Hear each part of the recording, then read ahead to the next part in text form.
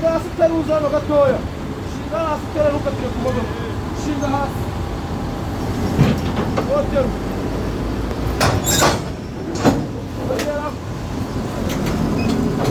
sawa ngoje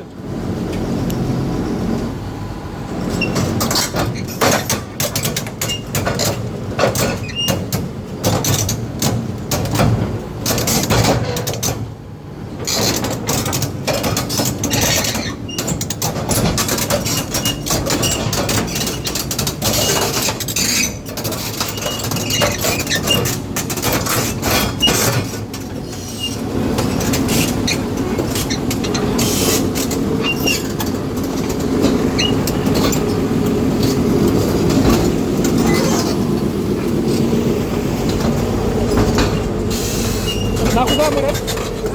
Narizamura. Ei!